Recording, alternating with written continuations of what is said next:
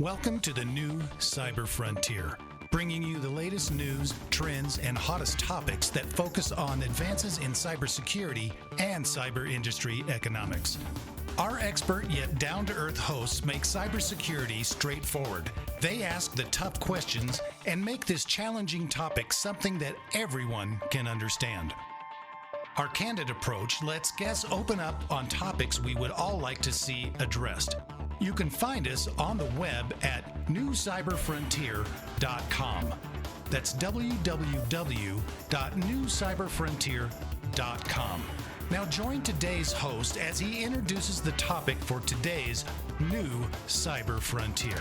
Welcome to today's episode of New Cyber Frontier. On today, we're talking to Garret Grajek, who is an identity innovator and product creator. His company, Untitled, something like 15 patents, quite impressive in cybersecurity there, Garret. Yes, that is true. And yes, you got it right. Product creator. Got a new one I can even talk about today. I like that because I love people who design, create something from the ground up, something new, innovative. Myself, that's my passion as well. Fantastic. Yeah. So give us your background. How did you get to where you're at? Started as a programmer, which I highly recommend people if you're going to create anything, become the SME, become the subject matter expert, and did programming out of a brilliant town, Austin, Texas, for 10 years. University of Texas graduate. And I do say Austin because that's where my brain works. The beautiful thing about growing up in Austin in the 80s and the 90s, went to school down there and then stayed and programmed for 10 years, is someone would have an idea. And it was so cheap in Austin at the time. You know, I was paying $200 in rent. They say, let's go. Let's do it. Let's do it. It wasn't unfortunately, where a lot of the enterprises, where the creativity in Northern California, et cetera, where it's so expensive that it's like, hold it. Well, who's backing you? How much funding do you have? And that's what I always look for in people is like, okay, you have an idea. Can we talk about the idea first before you talk about your business plans and capitalization, et cetera, et cetera? You know what, though? That's not the traditional thing, because being in a startup myself, the topic of who's investing, where's the money come from, seems to be front and center now, and it is front and center, effort. and it drives my brain crazy. Yeah, and they want a 3-year out as well. Yeah, whereas I'm still a believer and have seen it in my own life that if the idea is really good, if it can stand on itself, and then flesh out the idea. The number one question us as inventors have to be an answer is the same thing the investor is going to ask you. Okay, sure, I like the idea. I do see the market, but why you? What are you bringing to the table that allows you to do this? What is unique? And the answer is there. It's not a setup question to knock you down. It's like, hold it, just be ready to answer that. I can create this product because this is my background. These are the people I know. This is where I failed, this, and this. And I realize that if I make this change now, I can create this. Okay, great. Once you have that and that story's there are investors aren't the worst people in the world. If you can hold up to that kind of simple scrutiny, you will find investors. Yeah. So one thing I see with investors, is curious what your thoughts on this is the like we said, they're looking for a 3-year turn, but cybersecurity is not traditionally there's not a lot of people that jump on board. It's a niche market, and it doesn't, other than being socially kind of desirable, responsibility, it doesn't draw like an app that you put out for a game that gets a million downloads in a year. How do you compete with that? How do you make that pitch? And Christopher, I'd start by maybe early on actually disagreeing, okay? In a good way, right? If you dedicate yourself to the cybersecurity field, there is a circle of people constantly talking, constantly working with each other, and then you will be in that world of the people who are interested in products, etc. It's like everything else. Our worlds now, we all live in these little compartments, and just make yourself a name in that compartment and people will know of you, and then you will be able to attract investment as a SME in your field. And even the concept of cybersecurity. It's like, well, what are we securing? Are you securing devices? Are you a data security guy? Are you an access management person? Are you an identity security? And you have to become the subject matter expert on that particular area. And then not only will you be able to get an audience, people will come to you for your opinion on and your guidance. Awesome. Let's take a break, hear from our sponsors. Be right back. Cyber Resilience Institute helps build strong cyber communities designed to prevent members from attack. Like building a neighborhood watch, it takes coordination and a sharing community to protect our identities and valuables in the virtual world. Typically, we hear that organizations know they need to do something to protect their cyber assets, but don't know where to begin. Let Cyber Resilience Institute help your community create an action plan. Cyber Resilience Institute will build your community or business marketplace so that it is designed to support a collective cyber defense. Contact them for more information at cyberresilienceinstitute.org. Welcome back to New Cyber Frontier. On today with Garret Grajek, and he's a certified ethical hacker. I don't think we talked about that earlier, but a developer, designer, making something new. Love it. And we were talking before in the break, the typical questions, the things that investors arise when you're bringing into a startup with a new product and everything. But now let's talk about, where is the biggest need? You obviously have found something that you're passionate about, you're moving into. Where's that lay? Where are you focused now, and what's the needs? That's great. What really is needed right now is compliance tools. And wow, I just lost 99% of my audience because who the hell wanted to hear that? What is a compliance tool? Garrett, I want to create the double nose twitch authentication that recognizes me and my blood type and whatever. Okay, that is true. And I do, like you said, 15 patents in authentication and single sign and all those.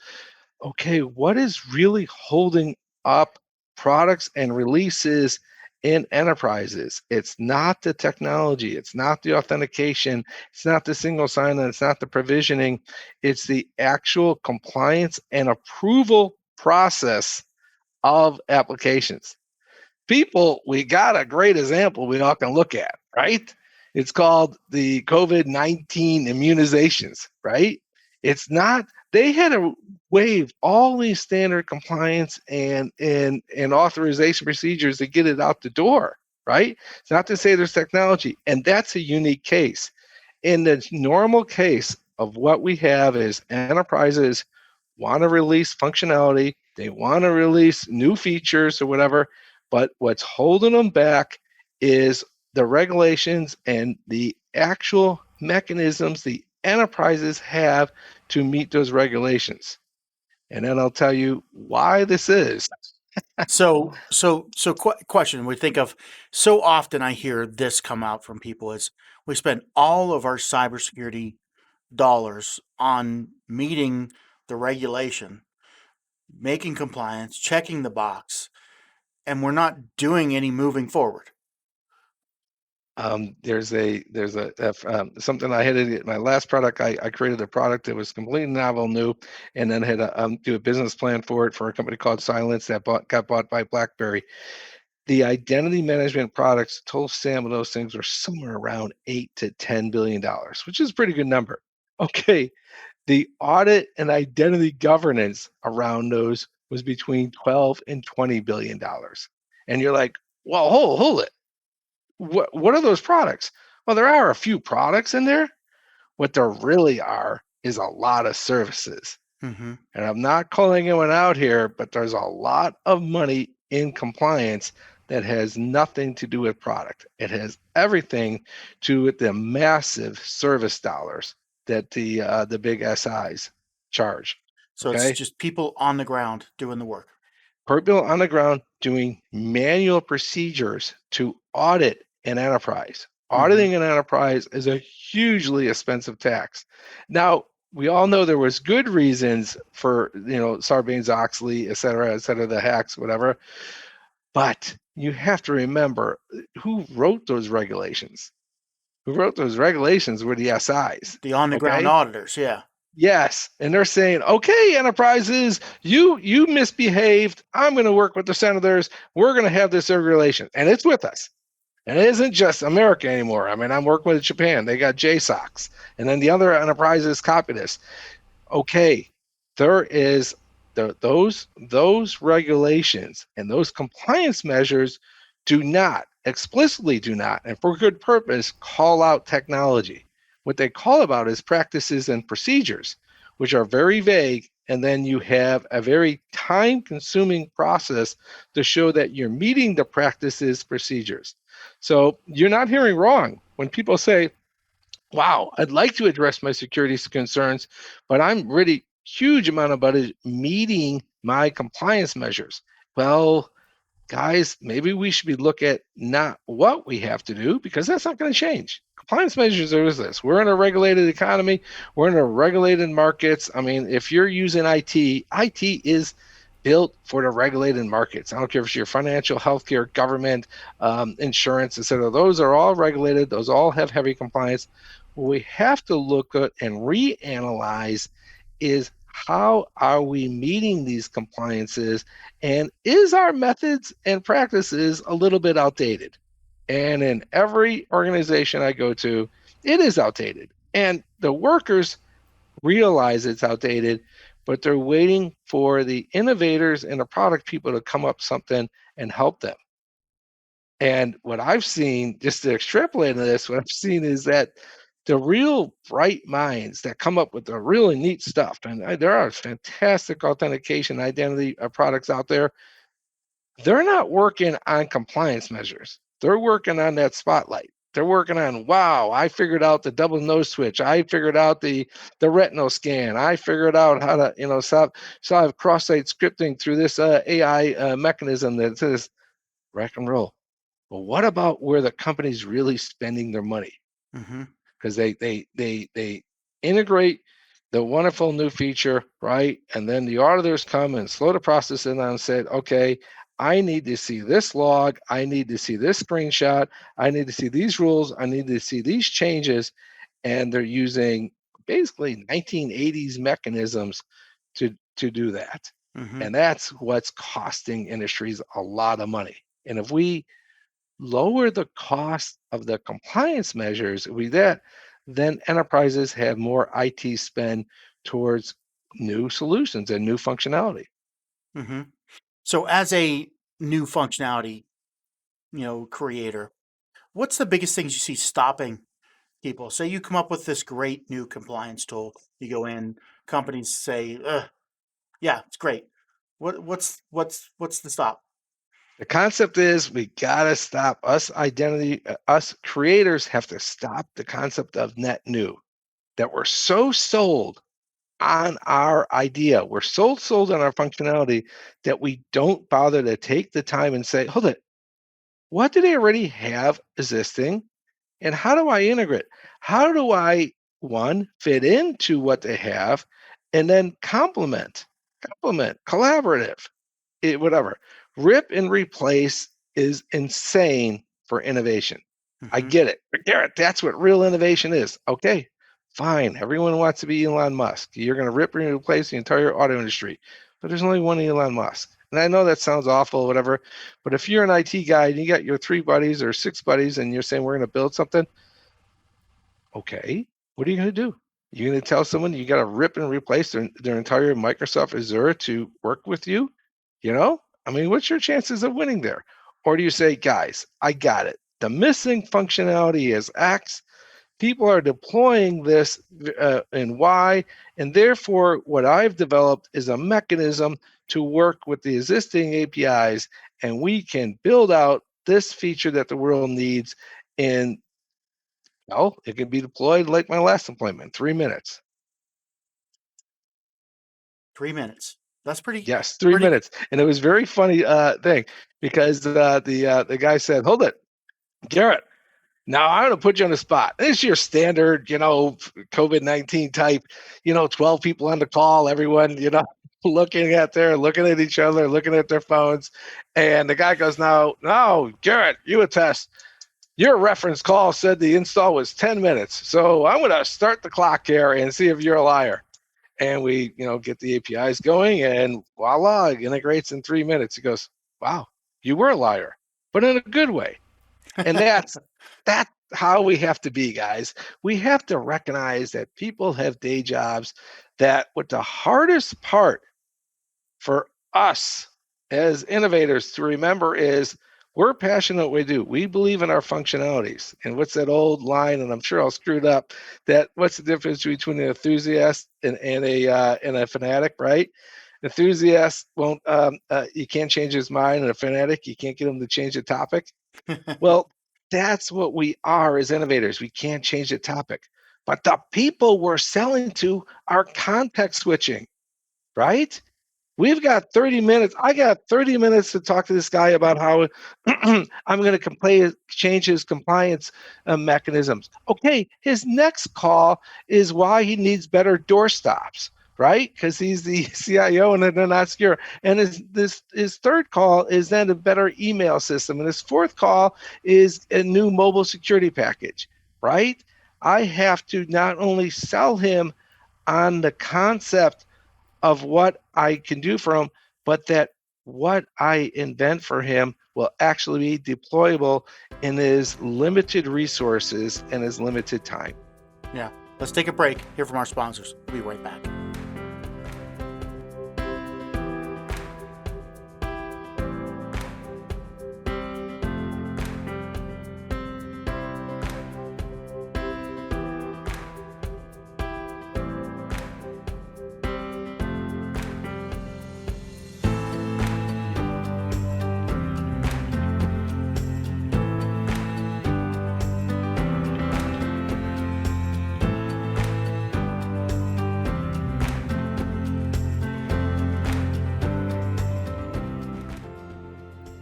Welcome back to New Cyber Frontier. On today, talking with Garret Grajek, and we were talking about innovation.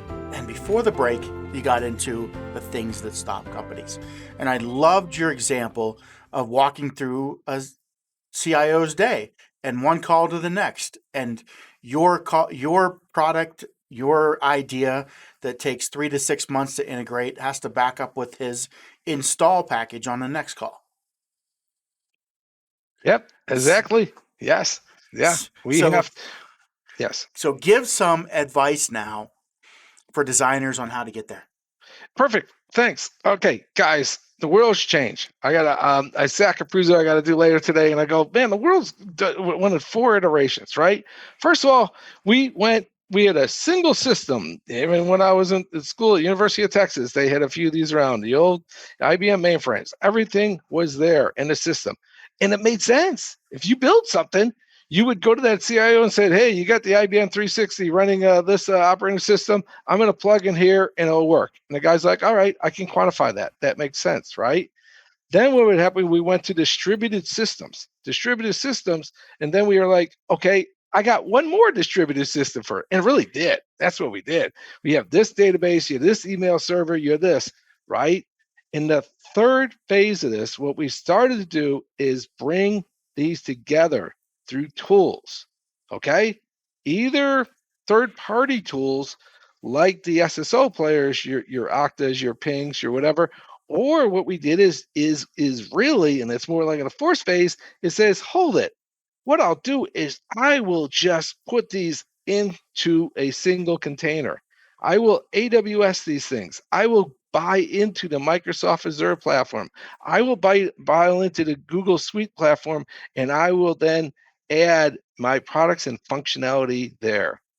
Okay, identity people, that's where we are. There's no IBM 360. There isn't these silo servers. What we actually have now is little fortress castles, right? And you ask the right questions. What are you? I'm an Azure shop, right? Well, I'm an Okta SSO. I'm a Google Suites customer. Great. Once you learn what their customers are, what their focus are, think of your innovation and think how you can plug into their system. You can save a lot of time in both ways. You can save a lot of time with your customer because he likes your idea, but he's like, gotta know how the hell he's going to implement this, right? Which means he starts looking at his phone, start clicking pause on the Zoom and looking at something else. But if you can label yourself as to how you will integrate a system, you have his intention. And now the other one, team, this is something that's for us as innovators and product owners. You have to remember, most of the world is not. You know who works at these big companies? Is partner people. They're looking for you. You make them look good. Okay? So take your brilliance, take your functionality, right? And now make it work with that guy's stack. And then chase him down on LinkedIn and emails or whatever and say, listen, no, I can make you look good. Your enterprise is missing this functionality. I meet that functionality. And you know what they'll do for you? They'll do webinars. They'll help promote you, right? So what you've done is you just answered that hardest business question. Okay, that's a great idea. How are you going to get this out into the market? Well, guess what? I'm going to get this into the market because I've identified a functional need that this silo needs, and I'm going to work with their partner program, and they're going to help me get in the market, and I'll save millions by one, getting my initial customers, and two, getting the word out. And I will be able to not only keep the attention of the CISO or the IT director that I'm talking to, but I'll also come up with ways to get this into the market faster and to lower my marketing cost. Interesting. So now let's talk. We said here's how to do it. Choosing partners. There's a couple, if you're going to make a design for building off of Amazon, Google, talk about how you would line up and choose that for what you're doing. Well, I'll talk. We all only. I can talk exactly what I've did. In the world I know very well. Look me up, Garret Greyjack, single sign identity expert. The enterprise that won in that space is a company called Okta, OKTA. Okay, fantastic product. It is doing amazing work in single sign-on. They added 2FA, which is products I built, and I competed with them, but I like what they have there. Now they're going into provisioning, lifecycle management. Okay. There's a feature they didn't have, identity governance. Garrett, what is identity governance? Well, you can take really intelligent people in identity and don't know what the hell identity governance is, so don't feel bad. What it basically identity governance says is, I don't want this to work. I don't really care if this works. That's not my what identity governance is. That's a different product. That's a different set of people. What I want to know is that I want a third party to be able to look at what you did and then quantify and normalize and understand and attest to everything that you did is legitimate and within the guidelines. Guys, that's a different product. That's a different space. It's a whole different set of people. And just to be real platonic about this, what it is pedantic about this is that the product is built and deployed by the IT group. The governance is usually by the CFO group or a contract external auditors. They are not concerned about how the wheels move. That's the Okta, that's your Azure ID, that's your ping, that's your whatever. They care about what is actually done with it and the testing. Therefore, my V1 of a product I built, you attest. What I did is said, I will not create the wheel.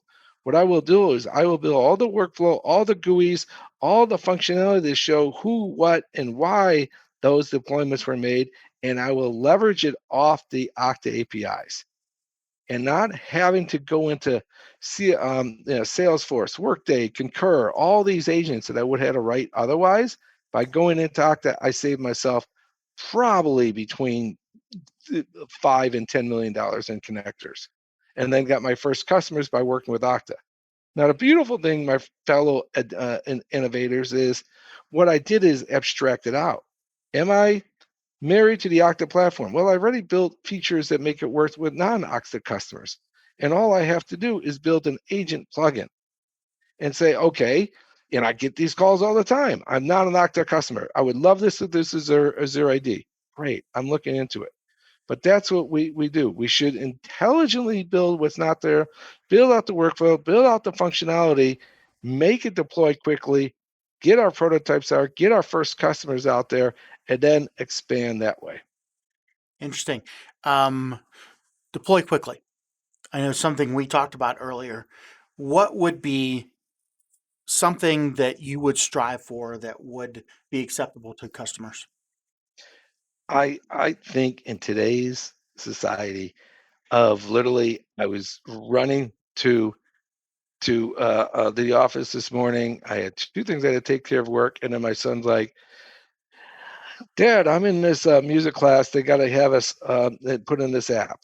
Okay, wait, that's how we are mentally learned and trained that things should be deployed. We should be able to take apps from a store, deploy them into an ecosystem, which is what I did, right? I bought it's an iPad, it was a I don't know what it was. It was some type of music application. It deployed. I didn't even see it. I purchased it, and now he was up and running, got his text on the way to work. Okay? We got to be thinking like that. Is that a challenge? Yeah. But so what? That's reality. That's literally where we have to be with our products, and it's doable. We have gone from a world of silos and different stacks to a world of APIs. Mm-hmm. Take the time to understand where your product would and really do for your V1. Don't leave the API integration up to the customer. Yeah. That's your job. Is to do the V1s of the APIs, is to take the APIs, integrate it with your functionality, and do it in a way that can be deployed and they can see results in a day. Awesome. So as we're kind of getting toward the end of our time, I'm going to give you the opportunity, talk about what your need for your company, what you're working on, who you would like to reach out to you, maybe what products you offer. I love it. Thanks for the opportunity. So I built a compliance tool, right? And what I did in my V1 is I built out all the GUIs. I built out all the attestation. And to be real simple, it's the attestation of rules and policies. Just give me the data and I give a third party look at it. Okay, friends, there's 1,000 compliance things that I have no idea. I was on a call the other way in a brilliant way with England. And I'm like, we can use that product for the NHS. I don't even know what the NHS is. That was Natural Healthcare Service, right? And they say that all the products that get shipped to the providers, to the medical providers, need to be attested to that they're not being wasted and how they whatever. Okay, I can get my brain around that. I got to take my compliance tool, which is basically an auditing tool, and then understand their APIs and plug into those systems. I know there's 1,000 systems out there. I know there's stuff going on in the oil industry. Garrett, we have to certify all the pipes. I know there's things in the financial industry. We've got to certify all the transactions. I know there's in the healthcare. We got to certify all the backgrounds, all that. Okay, how do I take the data that's a manual process now and input that into my system? That's what I'm looking for. Mm-hmm. All right, how would somebody reach out to you, get a hold of you? Best way is look me up on LinkedIn, Garret Grajek, Grajek, or just write me at Uattest, ggrajek@uattest.com. All right. It has been a pleasure. And thanks for sharing all your guidance with innovators, because we don't have that often. And I like to hear that.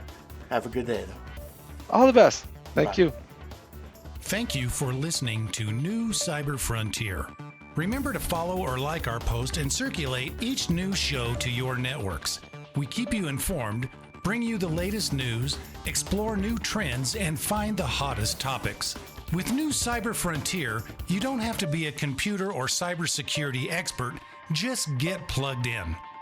We encourage you to get involved. Tell us what topics interest you and join our mailing lists. You can find us on the web at www.newcyberfrontier.com.